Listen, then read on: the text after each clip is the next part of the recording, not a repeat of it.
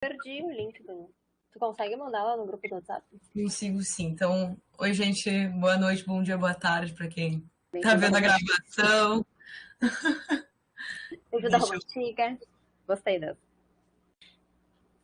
aqui, vou botar no grupo o link só, que a gente teve que mudar de sala para poder garantir a gravação.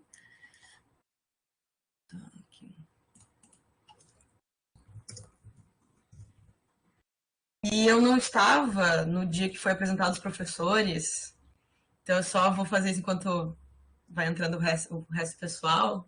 Então, oi, gente, eu sou a Luísa. Eu tenho essa carinha de novinha porque eu sou bem novinha, na verdade, eu tenho 20 anos. Estou me graduando em História na URGS, né? Não estou no mestrado como algumas pessoas aqui, ou enfim. Minha experiência com sala de aula, na verdade, oficialmente, essa aqui é a minha primeira aula oficial. Então, vocês são meus primeiros alunos oficiais, assim. Estou bem animada com isso. E eu acho que é isso, assim. Eu tive o processo de vestibular e todo esse estresse que vocês estão passando em 2019. Então, assim, muito pertinho. Lembro da dor, lembro do sofrimento que é e do desespero que é. Então, assim, a minha falta de experiência, eu espero que seja compensada com a minha vontade de ajudar vocês, porque foi a partir dos professores e do cursinho que eu tive na época que esse sonho que eu tinha de entrar na universidade se tornou possível, assim. Então, eu espero poder ajudar um pouquinho vocês a tornar possível esse sonho também. Acho que é isso, assim, não pude estar presente no dia da apresentação, mas agora estou aqui. Tá, e vamos dar para a matéria que já perdemos tempo. Vamos lá, então vamos começar. Bom, eu sou a Roberta, a professora Roberta, me apresentei naquele dia, mas no fim não dei mais aula para vocês, então para relembrar. E hoje então a gente vai ver Roma Antiga. Semana passada vocês viram Grécia, né? Antiga. Então, estamos falando, para situar, né? Estamos falando da antiguidade. Da antiguidade ocidental, que nada mais é do que a definição de antiguidade por região, tá? Então, o Ocidente, nesse caso, a gente vai estar falando da região ali da Europa, um pouco ali do norte da África, tá? Então, para vocês terem uma noção, pode passar, Luísa, vou ter que ficar te falando isso, né? A gente vai estar falando desse espaço nessa época da antiguidade. Então, lembrando lá, a gente começa na pré-história, né? Aí tem a virada para a história a partir da escrita e tal. Aí a gente entra no período, principalmente vocês viram, acho que viram primeiro, se eu não estou enganada, a antiguidade oriental, lá, daí tem os egípcios, os mesopotâmios, não sei o quê. Aí agora a gente vem para Grécia e Roma. Grécia já foi, hoje é Roma.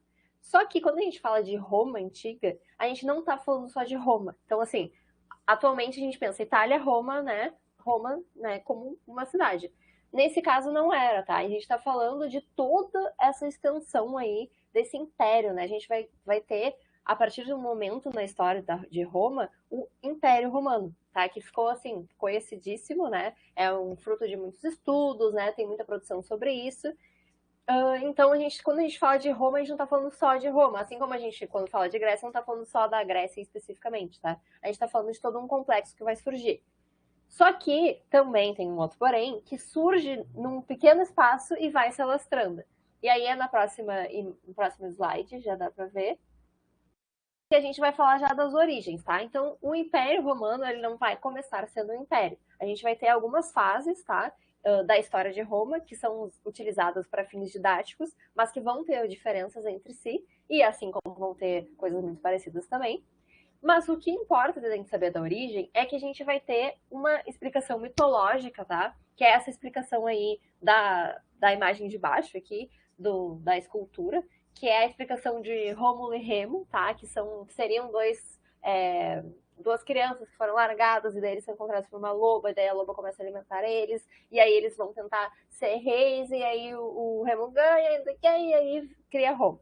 Essa é a explicação mitológica, tá? Então tem uma explicação que vai ser criada ainda mais ou menos perto da época da Roma Antiga, né? Assim, durante um dos apogeus lá da, do Império, que vai ser uma explicação que vai ser, enfim, quando a gente fala de mitológica, a gente não está dizendo que necessariamente, por exemplo, vai ter uma fonte histórica, né? Então não é uma explicação que tem um embasamento histórico.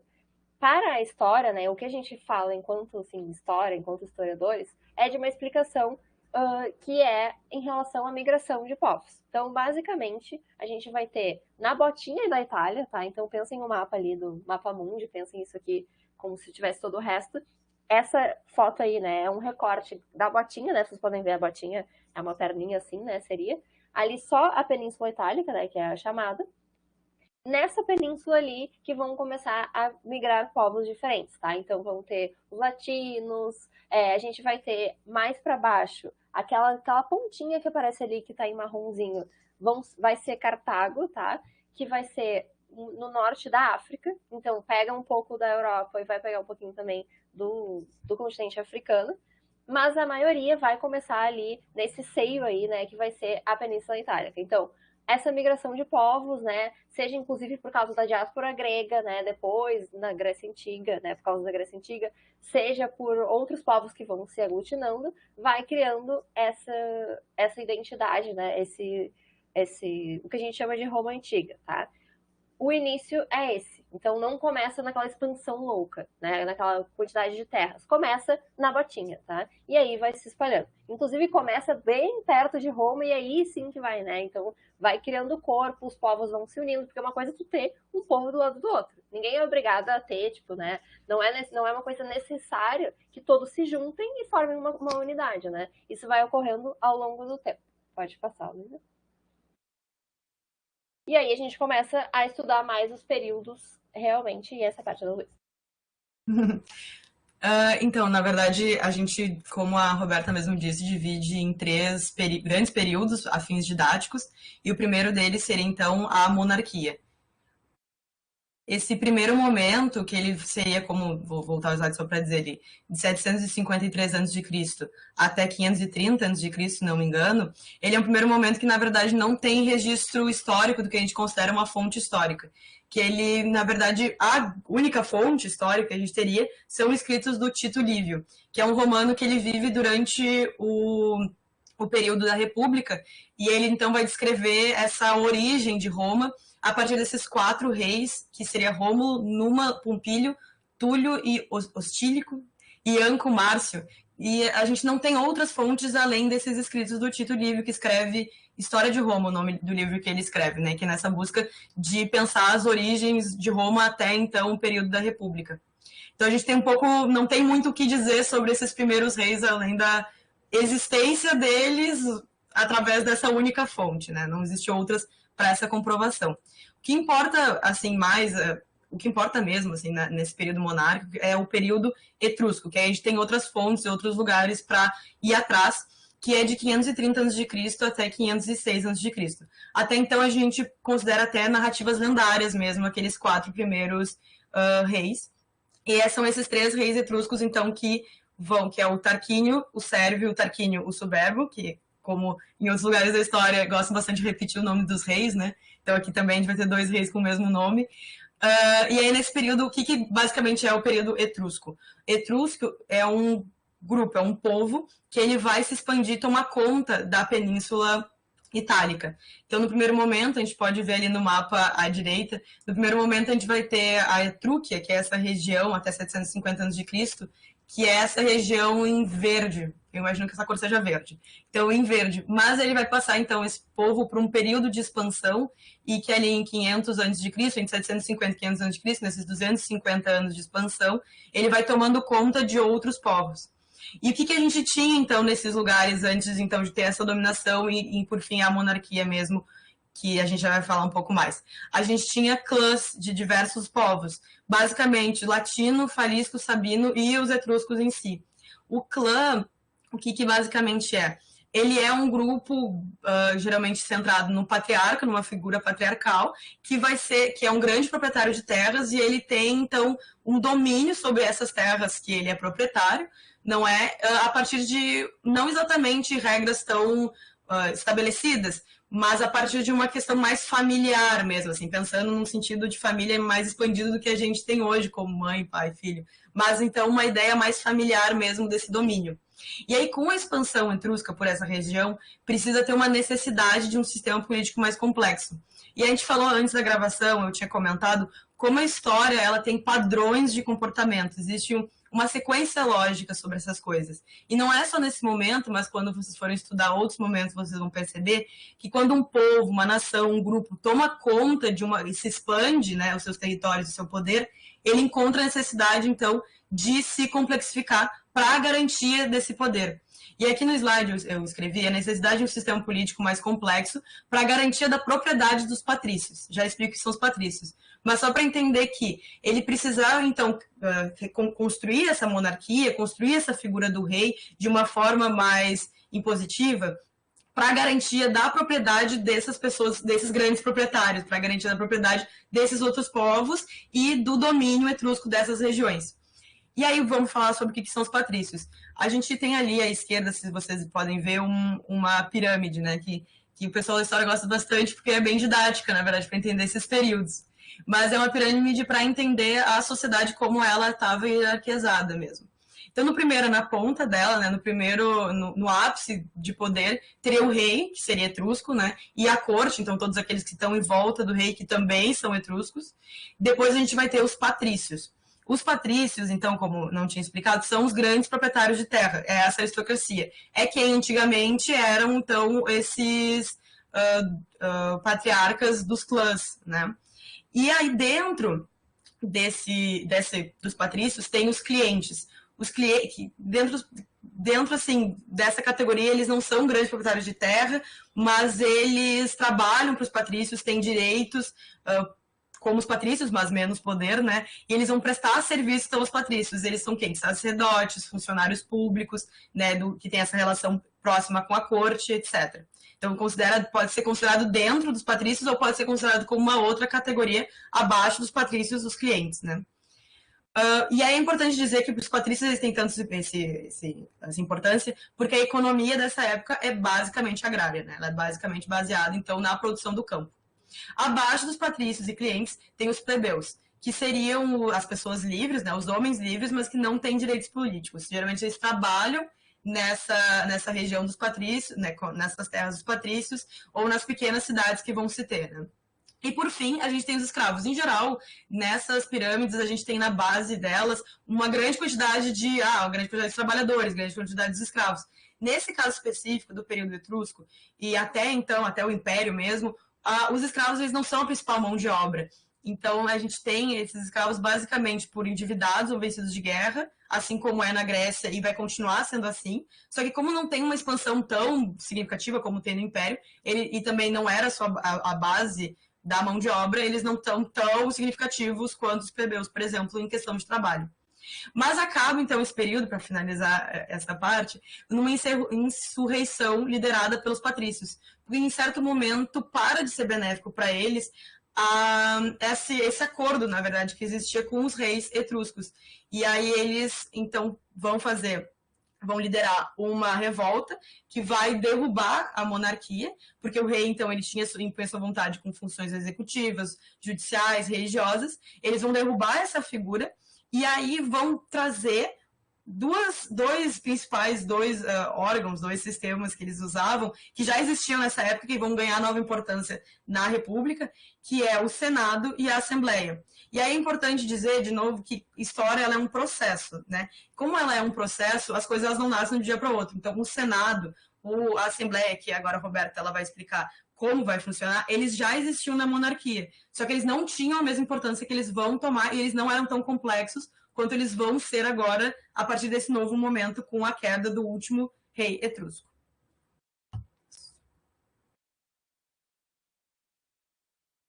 Bom, então a gente segue para a República. E aí, gente, agora eu vou começar a falar bastante coisa, tá? Agora, tipo assim, esse período da monarquia, como é um período, como a Luísa falou, com menos fontes e tal, é um período que a gente vai ter menos conteúdo, e a partir daqui a coisa vai tomando um corpo. Aí, botem no chat qualquer coisa que vocês tenham de dúvida, ou se não entenderem alguma coisa, tá? Porque como é muita coisa, vai indo. E aí, qualquer dúvida, qualquer questão que vocês tenham, botem no chat. Bom, a República, então, ela vai durar aí esse período grande, tá? A República, ela vai ser uma fase bem importante, né? A gente só tem 3, né? Então também não dá. Mas, assim, é uma fase que vai ter uma base bem interessante para a gente conseguir pensar a sociedade romana. Pode passar, Luísa? Aqui eu botei basicamente a organização, tá? Então, como a Luísa falou, já existia a questão da Assembleia e já existia o Senado. A partir da República, a gente vai ter principalmente a valorização do Senado, tá? O Senado ele vai se tornar o órgão máximo de poder, assim, é onde a coisa acontece. A primeira coisa que a gente tem que pensar é na ideia de república, tá? Ali tem ali, né, a divisão de res pública, que seria coisa pública.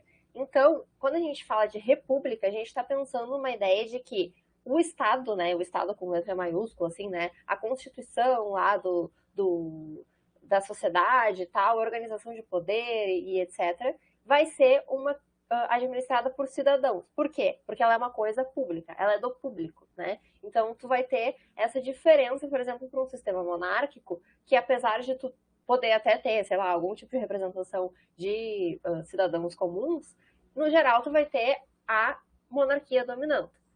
Só que também não quer dizer que república é uma coisa de todo mundo, entendeu? Uma grande democracia, todo mundo participa da mesma forma e já era. Não. A república, mesmo sendo uma coisa pública, o público vai ser muito bem delimitado, entendeu? Então, assim, todo mundo pode, mas uns podem mais que os outros. É basicamente essa a ideia. Então, a gente não vai ter uma coisa igualitária só porque é público. Não. A gente vai ter muitas diferenças.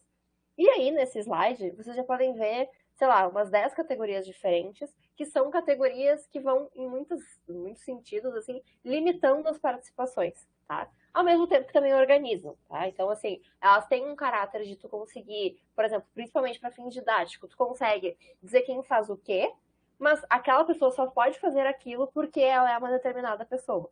Então, não se enganem com o nome república, sabe? Tipo, sai de uma monarquia, vai para uma república, aí deve ser uma democracia. Primeiro que não existia o conceito de democracia nesse sentido, e segundo porque não é uma questão de público, sei lá, participação e tal. Não. Ela só é uma outra maneira de se organizar que não vai ter tantos resquícios da monarquia. E aí vamos então para a coisa mais decoreba. Por que decoreba, tá? Esses nomes, por exemplo, sei lá, você pode até pensar um sentido e tal, mas tu, se cai na prova lá, não vai perguntar quem são, não sei o quê, né? Mas se cai lá uma coisa citando, tu vai ter que entender quem são, o que funciona, né? Como funciona, e aí é uma coisa meio de decoreba. Não precisam ficar desesperados, tipo, nossa, preciso decorar todos esses nomes enlouquecidamente. Se tu tem, por exemplo, a base já de que república e tal, nesse momento tu não vai ter uma participação dada, depois vocês vão entender por que eu tô falando isso, dos plebeus, vocês já conseguem entender algumas coisas. Se vocês conseguem entender aquela partezinha ali, aquele boxezinho ali que diz do controle dos patrícios, já dá para eliminar alguma coisa. Mas é sempre bom saber algumas palavrinhas também. E aí vamos então falar. A República, ela era dominada, digamos assim, ela era tocada, né? Ela era gerida, administrada e liderada pelos que se chamam de magistrados. Só que magistrado não é que nem hoje, tá? Magistrado atualmente significa, tipo, juiz e tal. Não é nesse sentido. Os magistrados eram as pessoas lá que iam ter os cargos de poder, né? Que geralmente iriam ser patrícios. A gente vai ter, primeiro, os cônsules, iam ser 2, tá? 2 cônsules sempre. Eles vão presidir o Senado, então, eles vão presidir o órgão máximo de poder, já vejam o poder que eles vão ter. Então, eles podiam propor leis, né? Então, quero propor uma lei lá, não sei o quê, pode propor. E podiam nomear um ditador temporário. E isso é uma categoria bem específica, tá? Ditador temporário, né? Que a gente vai ver um pouquinho mais pra frente, mas que já adiantando para vocês, como bem diz, era temporário, tá? Era uma ideia do quê? Precisava de algum pulso forte, sabe? Aquelas ideias de, tipo assim, um momento de agitação. Vamos botar uma pessoa que vai dar uma acalmada e depois ela sai. Ao botar isso nas mãos do Senado, é como se dissesse assim, estamos no poder, vamos te botar ali, tu faz o seu trabalho e depois tu volta, entendeu? Não é bem assim que as coisas funcionam, a gente vai ver depois mais pra frente, mas a gente tem então essa primeira categoria de cônsules. Aí a gente vai ter os pretores eles vão estar ligados à justiça, tá? Não tem muito mistério. E os censores, que esses censores eles vão dar um indicativo bem interessante sobre a sociedade, porque eram pessoas, né, que estavam responsáveis pela contagem e classificação das pessoas de acordo com a renda. O que isso indica? Que em algum momento é necessário saber qual é a categoria da pessoa. Então, não é que todo mundo seja. Como é que tu vai ter um negócio que diz, tu é de renda tal, tu é de renda tal, se isso não importasse, né? Se todo mundo pudesse participar da mesma forma, se não tivesse divisões na sociedade, não era necessário ter uma pessoa que ficasse só fazendo isso, né? Que tivesse um cargo. Então, a gente já tem a indicação aí de um uma tentativa também desse controle a partir da renda, tá? Que isso vai influenciar ali nas assembleias, tá? Que já vou explicar, mas que mostra um pouco o caráter da sociedade, tá? Censor tipo assim, a palavra é boa de pensar, porque, né, censo, né, do IBGE, por exemplo, tu pode pensar que faz uma pesquisa, enfim, uma dica aí de coisa. A gente vai ter o cara de ETs, né, que vão ser as pessoas que vão fazer uma coisa de administração da cidade. Muito porcamente, posso dizer para vocês que seria tipo um prefeito sem tanto, sei lá, não é assim nesse sentido de o cara que é representado, né, que é o representante de um município, mas é a pessoa que vai ficar a pegar junto na cidade, tá? Nas coisas da cidade, na organização da cidade. E os questores, eles vão ter a ver com as finanças. Essa administração assim de cargos, tá? Ela vai ser impactada e vai impactar nas assembleias. As assembleias, elas eram assembleias, tá? Por definição. E a gente vai ter 3 tipos. A centurial vai ser uma assembleia em que só vão participar os patrícios e os plebeus ricos. Então, é pra galera que tem dinheiro, tá? Principalmente os patrícios, tá? Essa ideia de plebeu rico, mas enfim, pensem na questão do dinheiro aqui, tá? Do dinheiro, não dinheiro, né? Mas assim, do poder aquisitivo, social, enfim. Nessa assembleia, eles tinham o poder de decisão de coisas muito importantes, como, por exemplo, guerra. Então, declaração de guerra e declaração de paz. Eles poderiam votar se eles acreditavam que tinha que ser declarado guerra ou que se tinha que ser declarado paz. Então, já é um super poder, né? Assim, considerando que a gente está falando de uma época em que a gente está vendo uma expansão, mesmo que essa expansão inicial de Roma não tenha nem comparação com o momento do Império, a gente tem essa tendência aí de ir expandindo as terras, né? Dos povos irem se aglutinando e tal. Então, se tu pode dizer se a guerra continuou ou acaba, tu tem um poder bem grande, né? Assim como mais ainda, me parece, é a eleição dos magistrados. Então, toda aquela galera ali, tu vai poder eleger, né? Tu decide quem vai ser, assim. Então, tu basicamente, se tu conhece a pessoa, sabe o que ela é, quais as intenções dela, tu consegue decidir todo um rumo, né, do local só pela eleição dessas pessoas, pela força que elas tinham, né, política. A curial é uma assembleia que vai ser mais para assuntos religiosos. E essa tribal, ela vai ter mais um caráter de plebeus, tá? Assim, a ideia seria uma assembleia de plebeus. Na prática, as coisas vão mudar um pouco, até que vai surgir, por exemplo, a ideia de tribuno da plebe, que eu vou explicar um pouquinho depois, e que vai surgir também a ideia de plebiscito, tá? Tudo derivado dessas ideias de assembleia. Então, quando a gente olha essa organização aqui, a gente volta ali para o boxinho de controle dos patrícios, tá? Toda essa organização, assim como já era um pouco na monarquia, agora também vai servir aos patrícios, tá? Eles é que vão estar na frente desses cargos. Quando tu tá na frente de um cargo, tu tá na frente das decisões, e como tu pode eleger a pessoa, né, tu pode votar para ela estar, então tu basicamente domina a máquina inteira, né? Então, essa nova organização tem essa característica fundante, tá? Independente de nome de assembleia e tal, esse excesso, né? Não sei se é excesso, mas assim, esse monte de cargo que vai ser liderado pelos patrícios e que mesmo que tenham assembleias que se pensa que pode ser uma coisa mais dividida, essas assembleias vão ter vários critérios e vão ser bem específicas, tá? Pode passar, Luísa?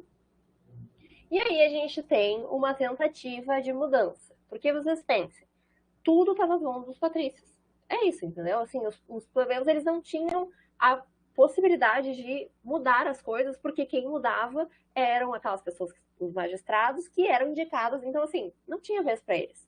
Somado a isso, eles tinham problemas a questão tipo, de mão de obra, de terras. Então, tudo isso vai agravando tensões. E patrícios e plebeus começam a ter uma tensão ali, né?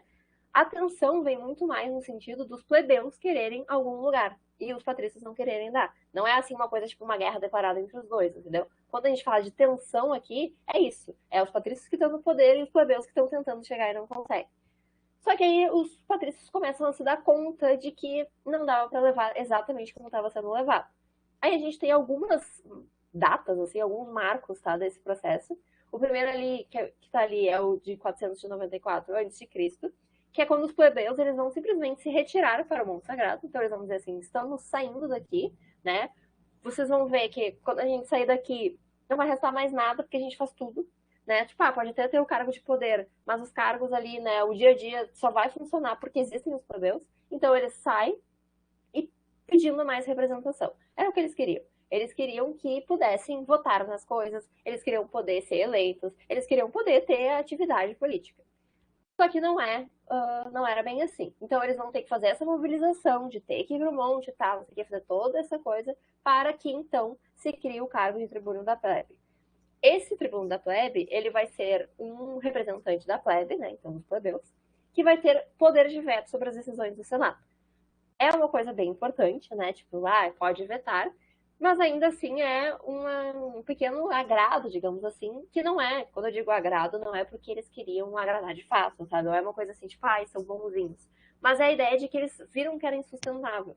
E ao ter medo de perder tudo que eles tinham, eles preferem dar um pouquinho para não perder o controle absoluto, assim, né? E é assim que vai se dando essas mobilizações. Depois a gente vai ter ali a lei das 12 tábuas.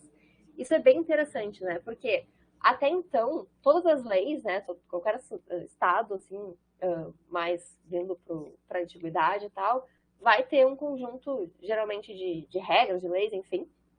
E as leis, elas precisam ser conhecidas para todo mundo, né? Não tem como só 3 pessoas saberem quais são as leis num lugar. Todo mundo precisa conhecer as leis para poder entender, cumprir e também dizer o que não tá bem assim, né? Não dá para dizer, chegar alguém e me dizer que uma lei é tal, se eu não conheço a lei, eu não vou poder rebater e dizer que não é bem assim. Então, essas leis que a gente tem, por exemplo, hoje, as leis todas escritas numa Constituição, sei lá, numa medida provisória, nem lembro mais o nome das categorias de lei, até então elas eram só da oralidade. E o que servia isso? Porque ao partir do momento que era só oral, tu não tinha como quem não sabia escrever, por exemplo, ou quem não tinha acesso, né, às leis, elas não podiam ser, não eram tipificadas de fato, né? Não tinha um registro, não tinha uma possibilidade de tu conferir se estava certo. Era só oral, tu falava o que tu queria, a pessoa ouviu o que ela queria e já era. Então, esse ato de escrever as leis vai ser importante para que elas fiquem ali fixadas e valham para todo mundo. Aí depois a gente vai ter uma coisa mais social, digamos assim, que é a permissão do casamento entre os plebeus e os patrícios. Sim, podia ser feito do jeito que fosse, que achassem que era mais adequado, assim, né? Podia, sei lá, pequenas distorções até. E até, tipo, vocês pensem que a lei, ela tem um poder de chantagem, né? Tipo assim, eu sei que eu não posso fazer tal coisa, eu não vou fazer, sabe? Tem uma coisa, uma censura prévia. Então, tu tem essa ideia também de, tipo, tu pode inventar ou tu pode manipular alguma coisa ou outra para que a pessoa não tenha noção do que ela é, tem direito, ou de como é que é a Constituição e tal. Então, tu acaba conseguindo manipular, né? Nesse caso, era como se os plebeus conseguissem dar um passo a mais para entender a organização do sistema. A parte social que eu digo é a questão do casamento, que não era permitida entre plebeus e patrícios, tipo, 2 classes diferentes não podia casar. E o fato de que depois, mais tarde, vai ter uma lei que vão ter várias resoluções que vai permitir os plebeus terem acesso a terras que eram públicas, né? Então, que até então não era permitido. Vai acabar a escravidão por dívidas, tá? Então, assim, em tese, tá? Mas assim, vai ter a proibição da escravidão por dívidas e vai ter a obrigatoriedade de um dos 2 cônsules ser plebeu. Nossa. Por que isso é importante? Tu tem 2 cônsules. Se um é plebeu, pelo menos tu vai ter um representante dos interesses da plebe, né? Não só mais 2 patrícios que só iam querer falar sobre coisas de patrício. Eu só ia comentar como esse primeiro momento ali da retirada para o Monte Sagrado é muito parecido com o conceito que a gente tem de greve, né? É uma ideia muito próxima do que a gente entende como greve, assim. E como também, não só em Roma, mas em outros momentos históricos, em outros povos, o momento que se é escrita as leis é um momento de vitória para essa outra população que não tem um grande domínio, assim. Porque é justamente como a Nicole trouxe, que aí é uma tentativa, não é isso que está escrito, não é isso que está dizendo. Apesar de que escrita abre muitas interpretações também, né? E não garantem os direitos porque estão escritos, né? Enfim, só isso. Não, é bem isso. E nesse momento da República também a gente vai ter as guerras púnicas, tá? Essas guerras, elas vão ser entre romanos e Cartago, tá? Cartagenses, ó. Primeiro que a gente tem ali, né? A gente ainda está no período da República, então Roma está mais ali para a parte lá da botinha, e Cartago vai ter um grande domínio ali.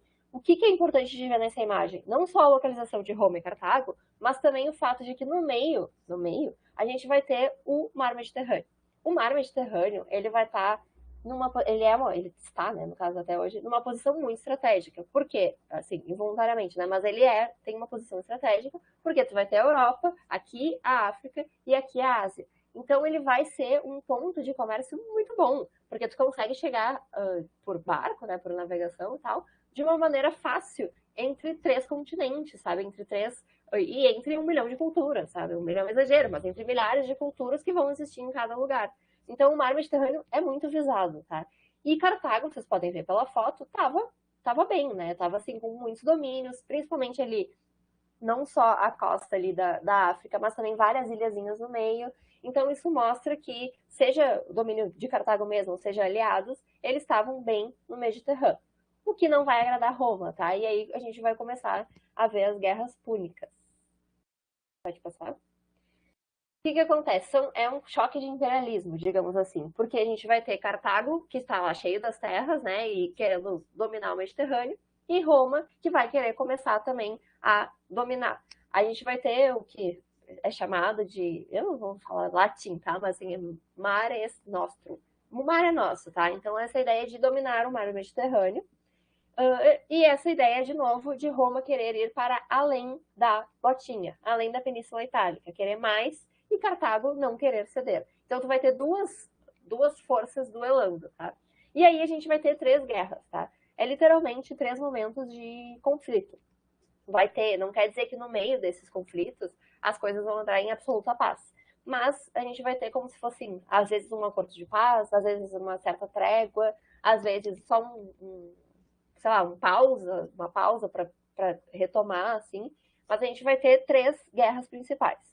A primeira vai ser de 260 a 240 a.C.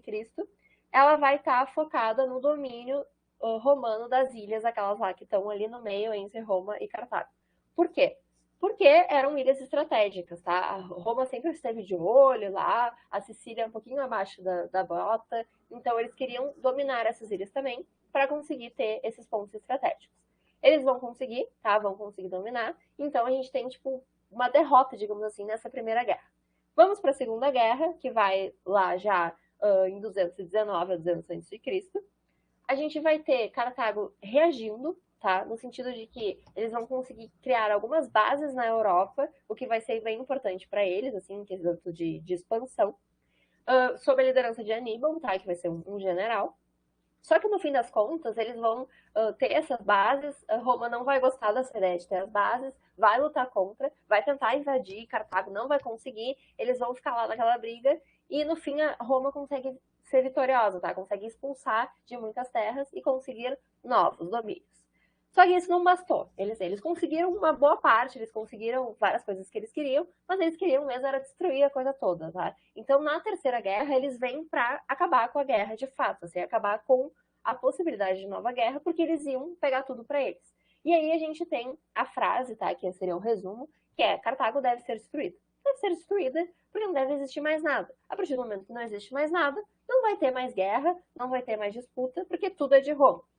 E aí a gente vai ter uma tentativa da invasão da cidade mesmo, só que a cidade era toda murada, até esqueci de trazer a foto e ia botar, que a cidade é toda murada. Então eles não tem como entrar assim facilmente. Então eles vão fazer toda uma operação, tá? Que vai ser principalmente de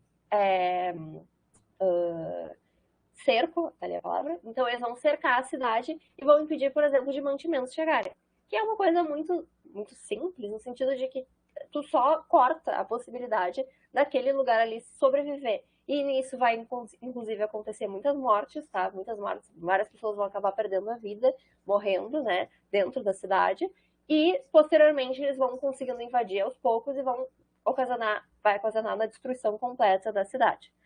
As pessoas que sobrevivem vão ficar para os romanos, no sentido de vai existir um contingente, inclusive, de escravos maior. Tá, vou acabar só essa parte depois do pergunto. Aí, a gente vai ter as relações, né, depois dessa expansão, essa primeira expansão, né, nessas guerras púnicas, que vai ser a questão da crise da República Romana. Por quê? Porque a gente vai ter muito mais territórios, né? Eles já vão ter expandido um monte de território, porque eles vão ter dominado toda aquela parte. E aí vai ficar concentrado a terra nas mãos dos patrícios, porque os patrícios estavam dominando tudo. Então eles vão continuar dominando tudo, inclusive as terras. Só que tinham plebeus que tinham pequenas propriedades, né? Eram pequenos proprietários de terra, tinham uns cantinhos ali para eles. E eles acabam perdendo essas terras com esse domínio maior dos patrícios. E nisso eles são obrigados a sair das terras e fazer aquilo que a gente chama de êxodo rural, né? Que é quando eles saem da terra e vão para a cidade para tentar, sei lá, buscar um trabalho. E aí a gente vai ter a questão da mão de obra barata, né? Vão ter novas pessoas sem possibilidade de fazer seu próprio sustento, virando mão de obra na cidade. Nisso também vai ter um enorme contingente de escravizados. Então, essa lógica, né? E daí é uma coisa que eu ia falar antes, e que vai aparecer depois, eu vou falar bem rapidinho, que é a questão da escravidão. A escravidão nessa época é bem diferente da escravidão moderna, tá, gente? Quando a gente fala de escravidão, a gente pensa em, sei lá, principalmente no tráfico transatlântico, né? A gente pensa numa escravidão que é uma escravidão moderna, tá? Que é uma escravidão que vai trocar lá, vai ver o escravo, o escravizado, como moeda de troca, né? Como coisa, né? Vai ter essa coisificação que daí vai gerar, inclusive, os castigos, a violência, que vai gerar esse fluxo que vai ser feito de economia a partir de uma pessoa. É outra mentalidade, tá? Principalmente também a questão da raça, por exemplo, né? Não tem mais, nessa época, não vai ter a ver com isso.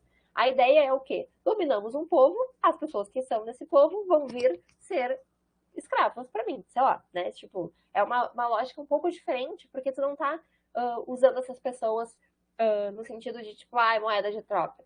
E aqui não é nenhum julgamento de valor, né? Obviamente, é só a característica mesmo, né? Uma escravidão moderna, que tu vai ter essa coisa do lucro e tal, e uma escravidão antiga, né? Que geralmente vai ser ou por dívida, que vai ser tipo, a pessoa ficou devendo e vai ter que trabalhar para pagar, digamos assim. E aí o Nicolas, desculpa, perguntou ali da questão de que a escravidão por guerra não foi proibida, não foi, então, e principalmente assim, a partir desse momento, tudo que Roma vai fazer é porque existiam escravizados de guerra. É basicamente isso, assim. A gente vai ver bem isso aí.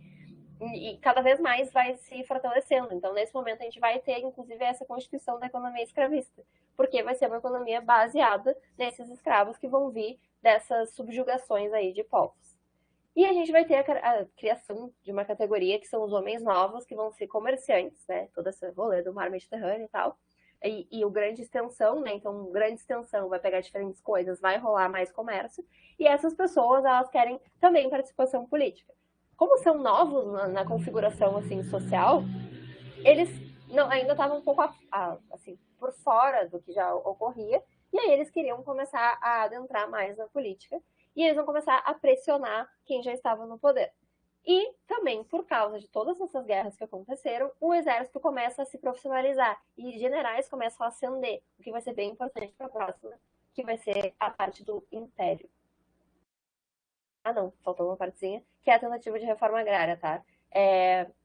Os irmãos Graco, eles vão ser tribunos da plebe, eles vão ter sido tribunos, e eles vão trazer uma proposta, tá? Se o problema tem a ver com terra, então vamos mudar a estrutura fundiária. Essa foi a ideia deles. Só que o que é, né? Reforma agrária, como a gente pensa hoje, é assim, pegar terras improdutivas e tal, latifúndios, terras muito grandes, e dividir, né? Fazer a expropriação dessa terra, e aí pessoas que não têm a terra vão ter acesso à terra.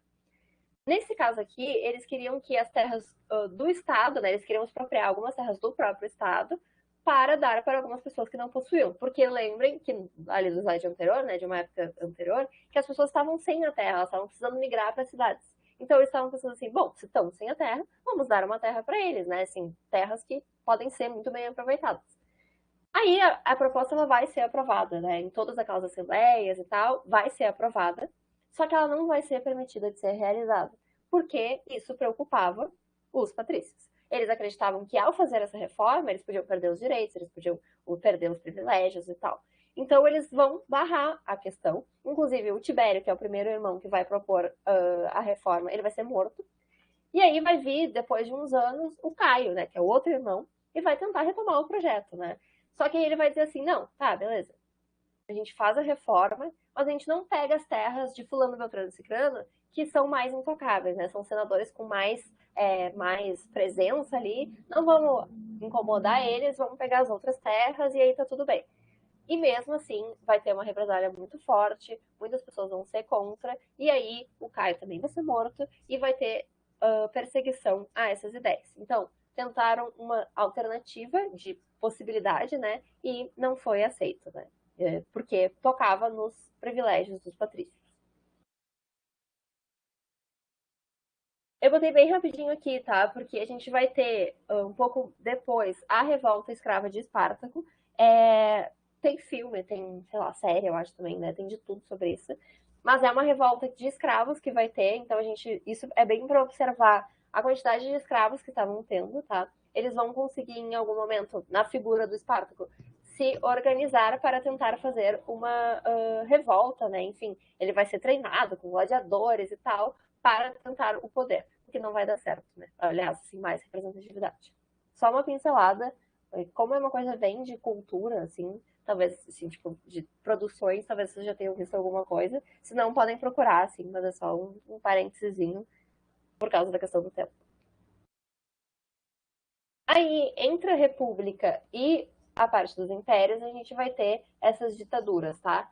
As ditaduras vão ser exatamente como eu falei lá, que dava para provar, ditadura, não sei o quê. É isso aí. Eles vão ter momentos em que, por causa dessa insatisfação toda de plebe e escravizados, não sei o quê, eles vão ter algumas pessoas que vão concentrar o poder, né? Vão ser generais do exército, então essa figura também que vai estar num momento de ascensão. Elas eram previstas, né, nos modos emergenciais, como eu tinha falado, mas nesse caso eles vão exceder um pouco. Nisso também, tá, a gente vai ter aqueles dois ditadores ali que são conhecidos, mas a gente vai ter a formação dos triunviratos, tá, que vão ser trios de generais tal do exército que vão assumir o poder. E aí a gente vai entrar numa parte mais específica. Pode passar, Luiz. O primeiro triunvirato, isso ainda no período da República, tá, gente? O primeiro triunvirato, ele vai ser composto pelo Caio Júlio, pelo Pompeu e pelo Crasso.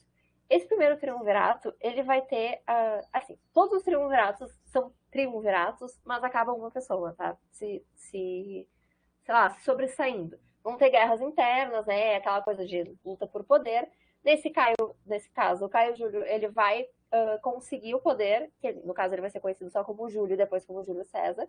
Ele vai, a partir de umas vitórias que ele vai ter na Gália, né, nessa ideia de expansão, como estava na ideia de expansão de Roma, os generais estavam ganhando poder e tal, o Júlio César vai ter uma diferenciação, assim, né, para os outros generais por causa dessas vitórias. Aí tem aquela famosa frase dele, do a sorte está lançada, quando ele vai invadir a Gália, porque ele falou assim, não, agora é aquela coisa assim, né, lançamos a sorte, o que vai acontecer, estamos indo, né. Então, assim, ele vai ser uma figura muito conhecida, inclusive se acha que ele, se tem na ideia, né, no imaginário, que ele foi o primeiro imperador, mas não é verdade, ele ainda é dessa época da República, mas é nesse momento, assim, dos triunviratos, tá? Então, nesse momento que os militares vão assumir a coisa. O Júlio César vai acabar vencendo os outros dois, os dois vão morrer, tanto Pompeu quanto o Crasso. E aí a gente vai começar uma ideia assim de principado, tá? Seria o poder, né? Não é mais um triunvirato, é na figura do Júlio César. Ele vai ter apoio popular, ele vai ser gostado, ele vai começar a fazer reformas econômicas, inclusive, que dialogavam um pouco com a plebe. Então, assim, por isso que vem também essa admiração por ele. E ele tenta ter um poder superior ao Senado. Então, lembra que o Senado era o órgão máximo, ele vai começar a tentar disputar poder. E aí que acontece o problema, né? Ao esvaziar um pouco o Senado fica com medo de perder o seu poder. E aí, apesar de terem um prestígio, né? Dele ter um prestígio no Senado, e de, por exemplo, ele ter sido declarado César, que é tipo uma ditadura vitalícia, assim, então ele vai ser mais do que um ditador emergencial, ele vai ser mais do que uma figura, ele vai ser um César, sabe? Júlio César. Ele vai ser maior do que queriam que ele fosse, e assim ele vai ser assassinado em pleno Senado, tá? Então, na próxima slide ali, a gente vai ver inclusive, uma representação de imagem, de pintura desse assassinato do Júlio César. Que é aí, tá? Ele foi chamado, fizeram uma emboscada e tal com ele, vários senadores foram, acabaram matando. Nesse momento também que a gente tem aquela outra frase famosa, que é o até tu Brutus, né? Que dizem que um sobrinho dele, se eu não me engano, estava nessa grande conspiração contra ele, e aí ele vai ver que o cara tava lá e vai dizer, até, não, né? Tá, obviamente ele não vou. Ele vai dizer, até tu, Brutus. Porque até o Brutus resolveu, né, matar ele. Então isso aí é bem uma estratégia do próprio poder do Senado, sabe? Assim, para tirar o poder do Júlio César. E aí a gente vai ter o próximo triunvirato, que vai ser com Marco Antônio, Otávio e Lépido. A gente vai ter, nesse caso aí desses três, o Otávio vai bombar, tá? Ele vai ser a pessoa que vai conseguir o poder para ele. E aí o Otávio, inclusive, vai inaugurar a questão do Império.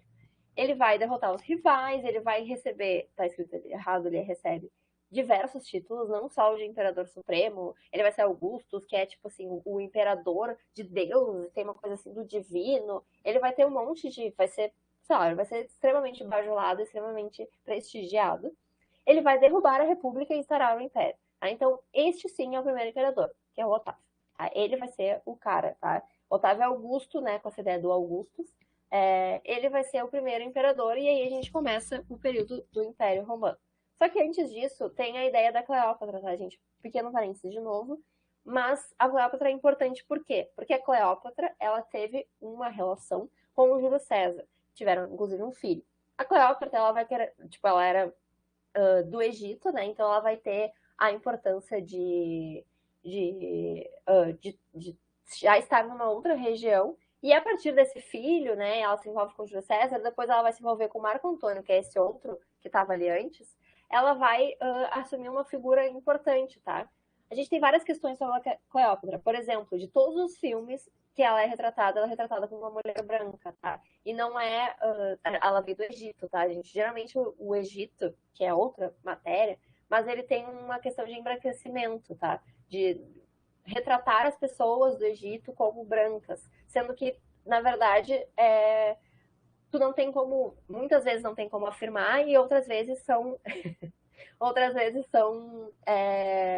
Sei lá, são ideias, né? Do tipo, como o Egito, por tudo que fez, não pode ser negros, né? Essa é um pouco a lógica que foi se estabelecendo silenciosamente, muitas vezes na academia, e que faz com que ela seja, por exemplo, retratada sempre como branca, sempre. Tem pequenos, né? Tem revisões, tem novos entendimentos, mas assim, os filmes que a gente vê, ela vai ser retratada como branca. Isso é uma das coisas. Igual o Machado, exatamente, assim, né? É a pessoa que, como se fosse excepcional demais, né? Pra poder não ser branco, né? Só que, assim, fora essa questão dela, que é bem importante, a gente também vai ter essa questão dela se envolver com o Júlio César, ter o filho com ele, né? Uma coisa meio extraconjugal, e depois com o Marco Antônio. Ela vai ser considerada uma ameaça, né? Porque ela teve o filho com o Júlio César e ela estava casada com um cara que estava disputando ali com o Otávio.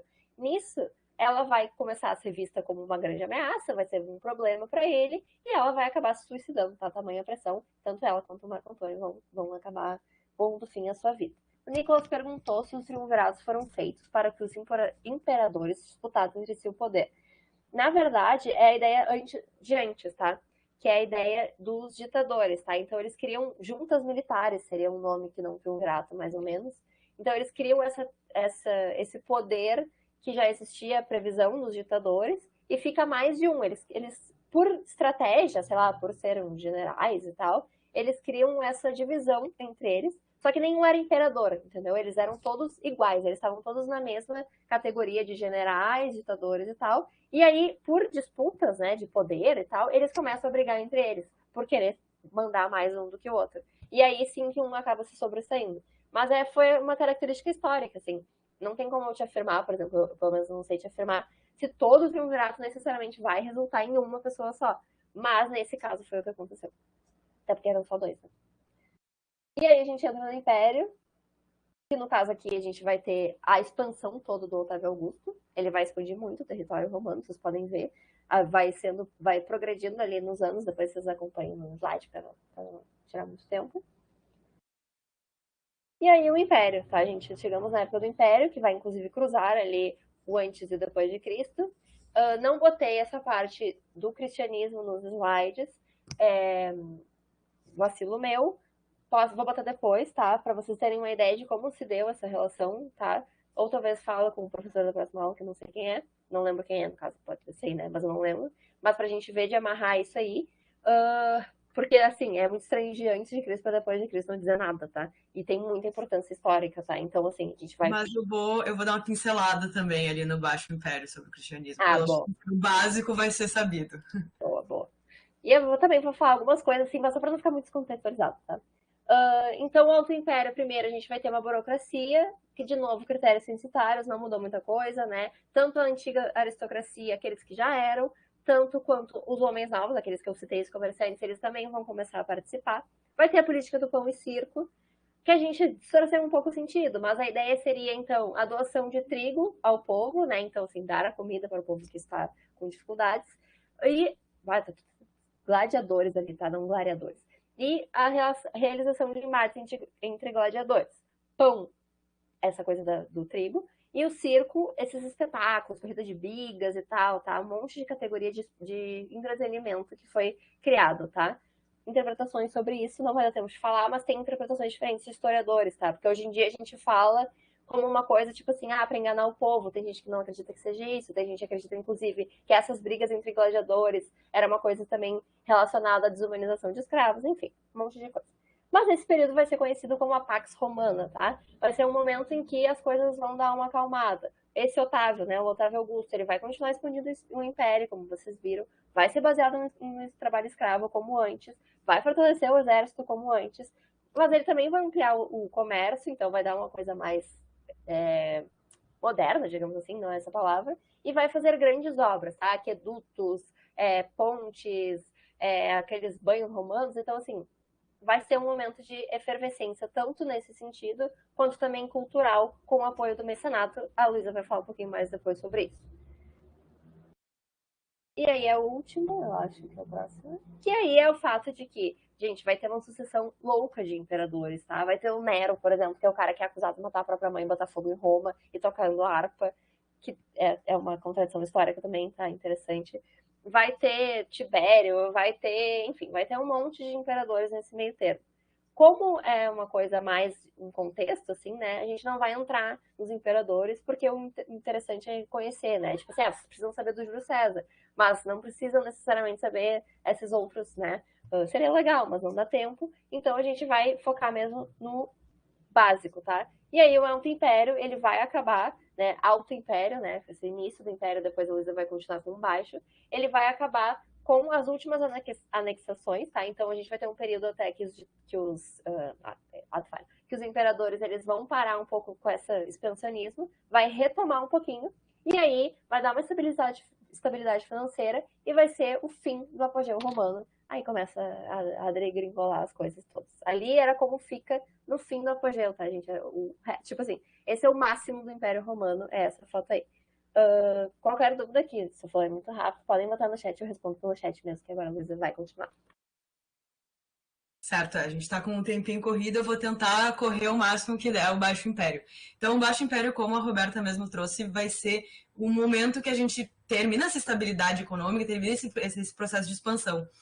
235 depois de Cristo seria quando cai o imperador Alexandre Severo e termina então a sucessão de imperadores estáveis que a gente tem em Roma, e a gente vai começar a ter uma sucessão anárquica, a gente bota aqui entre aspas, de imperadores, ou seja, no momento de crise política, econômica que se está, e justamente na crise política, a gente não vão conseguir mais se manter imperadores por muitos anos, às vezes tem disputa entre os imperadores, quem vai então ter essa sucessão. Então, justamente esse início do fim do Império. Então, os antecedentes para então o final da derrocada de Roma, como a gente conhece nesse período de expansão, né? E aí eu vou pedir assim atenção de vocês mesmo, porque agora é um processo que várias coisas vão acontecendo, que é um dominó que vai dar então o resultado, o fim desse grande império, né? Basicamente a gente começa com a crise do século III. Que o que acontece? Eles se expandem até tal momento que não existe mais tecnologia para se expandir mais. Não conseguem mais ter esse grande expansionismo, que era justamente como era baseada a economia, a política, todo o aparato estatal estava em volta de se expandir.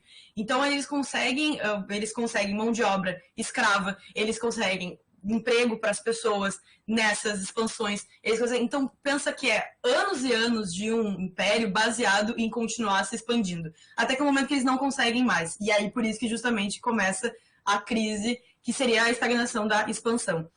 Com a estagnação da expansão, a gente tem como resultado o esgotamento da fonte de mão de obra, que são os escravos. Então, quando o Nicolas perguntou se os escravos por guerra eles terminaram, não, muito pelo contrário, cada vez mais durante o Império eles vão se tornando mais e mais importantes. Assim. Não tendo mão de obra, não se tem abastecimento, não se tem como, e aí a gente entra na crise de abastecimento, a gente não tem uma produção que equivale à quantidade de pessoas que se tem para alimentar num império. E aí, com isso, a gente vai ter uma inflação muito acelerada, ou seja, os preços dentro de uma cidade elas se tornam impossíveis para o consumo, né? Então, não se tem abastecimento mais dessas grandes cidades que são formadas durante o Império, que aí com a inflação, e o fim, então, dessa ideia do pão e circo, porque não tem mais pão para o pessoal poder manter essa doação de trigo, etc. Não tem mais esse espaço. Com isso, se torna insustentável viver nas cidades, né? Porque, na verdade, o que acontece é que não tem mais abastecimento, não tem mais alimentação, não tem mais emprego dentro dessas cidades por conta dessa situação, e o que as pessoas vão fazendo é ir para o campo. Então, esse passo então, é um êxodo urbano. Vamos atrás de onde tem comida, onde vai ter comida no primeiro momento é onde é plantada essa comida, né? Então, com isso, o resultado é o fim da Pax Romana, né? Que é justamente o que a Roberta trouxe do que ela é. E aí a gente tem a situação que a gente tem um aparato militar muito absurdo, né? Um governo que é baseado no militarismo, que é baseado na sua expansão. E agora não se tem mais dinheiro para pagar os militares, todo esse aparato militar, e nem mais terras para eles irem continuarem com a sua expansão. E aí o Estado ele começa a dar terras para os militares. Então o soldo deles se torna terras. E aí os militares, o que acontece é que eles voltam para essas regiões em que eles ganham as terras e começam a fazer plantações, né? E aí tem isso em conjunto com um êxodo urbano. Então, as pessoas estão saindo das cidades em busca de emprego e a gente tem esses militares que vão se tornar proprietários de terra, que é o que a gente chama de um fenômeno de colonato. Então, o fim da Pax Romana, e com o colonato, a gente tem um grande processo de ruralização. Então, sai das cidades, as cidades elas perdem sua grande importância, né, econômica, e a gente volta para, então, uma economia bastante baseada na produção agrária. Bom, com essa situação que a gente encontra, que é uma grande crise política e econômica, existe também uma crise social, porque é isso que a gente tinha trazido também, que é aquelas coisas que a história ela se repete, é um processo, ela tem uma sequência lógica, não é a pura decoreba. Quando a gente tem uma crise econômica, política, em geral a gente vai ter uma crise da cosmovisão, ou seja, da mentalidade daquela população, o que legitima as pessoas que estão no poder de serem legitimadas. Então, quando a gente vai ter a religião, que depois eu vou tentar falar um pouco assim por cima, a religião que se tinha baseada em Roma, né, que é politeísta, com os deuses romanos muito próximos do que é os deuses da Grécia, eles não abarcam mais a necessidade que os mais pobres têm. E aí tem o cristianismo, né, ele surge e com essa ideia de contra-violência, de que todos são iguais, prega igualdade, né, contra a hierarquia social, que encaixa muito bem com a situação que está se passando os mais pobres, né. E isso vai, então, proliferando nas camadas mais baixas. Isso coloca em crise a legitimidade dos mais ricos, né? E aí vai se ter uma série de perseguições aos cristãos. Tanto é que Jesus Cristo, em teoria, morre crucificado por romanos, né? Então ele morre dentro desse processo de perseguição desses ideais igualitários que o cristianismo vem trazendo. E aí, só para rapidamente, essa imagem que tem aqui na tela, ele é justamente o Nero, que a Roberta comentou, é uma representação do incêndio que acontece, que ele dura uma semana em Roma. Então tem essa representação que o Nero vai culpar os cristãos pelo incêndio. Então ele vai buscar, as responsáveis vão ser os cristãos. E aí, ainda para completar tudo isso, quando a gente tem um enfraquecimento militar, a gente tem um enfraquecimento da população, um enfraquecimento da legitimidade, a gente começa a ter invasões bárbaras. Os bárbaros são esses povos que estão em volta de Roma, né, e querem tentar entrar no território, e quando eles se enfraquecem, eles sempre tentam entrar no território, mas quando a gente tem um enfraquecimento do aparato militar, a gente vai, então, ter essas invasões, e tem 3 invasões mais, assim, importantes, vamos dizer assim, significativas, porque eles chegam até a cidade de Roma, que são os visigodos, os érulos e os ostrogodos. Os ostrogodos, os visigodos, a imagem está tapando uma data, mas é que eu vou depois, eu posso arrumar para vocês. Mas são datas específicas que eles conseguem chegar em Roma e logo em seguida os bárbaros então saem. Os ostrogodos, eles conseguem se manter um certo período no poder, como vocês conseguem ver. E isso é depois da derrocada do Império, né? Então o Império ele já se desfaz. Daí eu vou passando aqui rapidamente.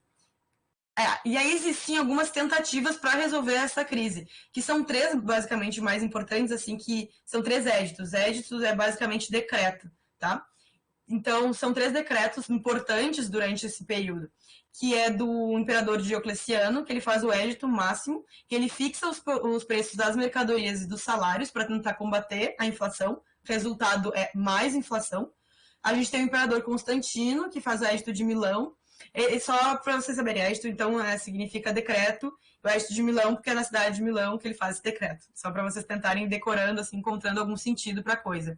Ele faz a liberdade de culto, porque o cristianismo cresce tanto que se torna impossível manter ele sob controle, né, nas perseguições, então ele faz essa liberdade de culto.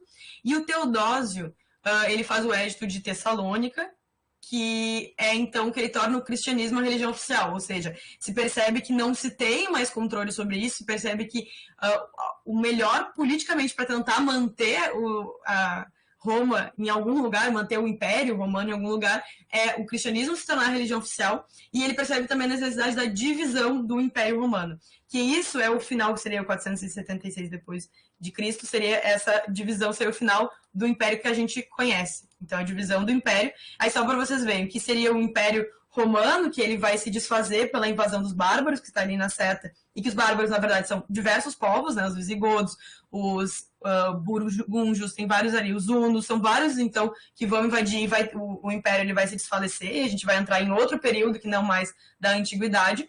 E tem o Império que seria o Oriental, que é o Império Bizantino, que tem como capital Constantinopla, que seria a permanência do Império Romano no Oriente, né? Que seria, então, essa região, ele continua por muitos anos, ele vai, né, enquanto a Idade Média avança no Ocidente, a gente tem no Oriente o Império Bizantino ainda tendo força e dissidência política, inclusive na Idade Média, né? Porque são territórios próximos, né, um do outro. Então, só para vocês saberem que o Império Romano, pelo menos como a gente conhece, com capital em Roma, ele termina, mas existe uma continuidade desse império já agora em Constantinopla, certo? Então, só para vocês ficarem ligados.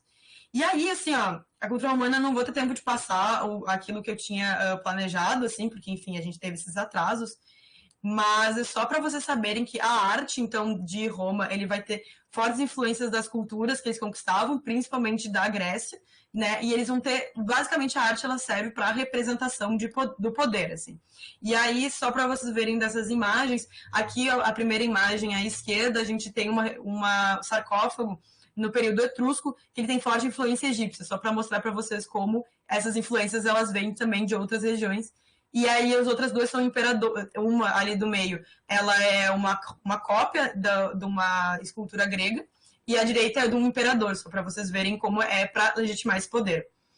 A arte também, eles vão ter o Arco do Triunfo, que aí eu trouxe outros exemplos de Arcos do Triunfo que eles vão passar em outros momentos, inspirações romanas, o próprio Arco do Triunfo que tem aqui em Porto Alegre, não é, tem essa ideia, o primeiro arco, né, o romano, tem como ideia falar sobre conquistas de alguns imperadores. O Arco do Triunfo francês, que está em Paris, fala sobre as conquistas de Napoleão. E o Arco do Triunfo que a gente tem aqui em Porto Alegre fala em homenagem aos, se eu me lembro bem, sobre os pracinhas da Segunda Guerra Mundial. Então, é nessa ideia. Mais rápido possível. A arquitetura, então, ela vai ser importante, principalmente de construção civil. A Roberta já trouxe isso bastante, mas aqui tem, então, alguns exemplos de construções civis importantes. A religião, ela, então, vai ter forte influência grega. Tanto é o exemplo que a gente tem, por exemplo, Zeus, que é da religião na Grécia, ele vai ser chamado de Júpiter pelos romanos, então ele tem essa forte influência. Porque eles têm essa forte influência? Porque eles são politeístas, eles têm o culto aos deuses por meio de orações, sacrifícios públicos, oferendas nos templos, danças e festas, que é algo muito parecido com a Grécia, então eles enriquecem a sua própria cultura com as influências da Grécia. Na literatura, então, só esses nomes que vocês podem depois repassar, que são esses importantes. O Tito Livio a gente já trouxe como exemplo. E uma coisa muito importante, só para finalizar mesmo, assim, a última coisa, o Código de Leis de Roma, quando ele é escrito, como a Roberta trouxe, ele vai ter muita influência no nosso Código de Leis, como a gente pensa a jurisprudência, né, o conjunto de decisões e interpretações sobre as leis. E essa divisão do direito natural, direito das gentes, direito civil, é algo próximo, claro, né, com suas adaptações, não fazendo comparações tão esdrúxulas, mas é algo próximo do que a gente tem. Tem inspirações, o pessoal do direito estuda muito os códigos de leis romanos. E aí eu finalizei, a gente não vai ter tempo de passar as questões com vocês, mas elas estão nos slides que a gente disponibiliza, né, Roberta? Que aí vocês conseguem dar uma olhada de como ele é dado na URGS, como é no Enem também. E aqui os nossos contatos para qualquer dúvida que vocês tiverem, quiserem ir atrás da gente, podem nos mandar mensagem, podem nos incomodar, porque a gente sabe que, principalmente esse final, a gente teve que passar acelerado por conta dessa divisão de períodos que a gente vem tendo, né, que a gente diminuiu. A gente chora todos os dias. Exatamente. Mas acho que deu para compreender. Se tiver dúvida de questão também, enfim, a gente está super disponível. Façam as questões se conseguirem, se puderem, né? E aí, se ficar dúvida, ou sei lá, vai repassar os slides, vai querer copiar, qualquer dúvida, podem nos chamar mesmo, como a Luísa falou, tá, gente? Passamos 1 minuto, mas tá bom. Eu espero que tenha dado para entender o que eu fui num speed flow, assim, pra gente conseguir fechar no tempo certo e vocês terem o descanso de vocês também, antes das próximas aulas. Então é isso, né, Roberta? Acho que eu vou terminar aqui a gravação. Obrigada pela presença. Obrigada.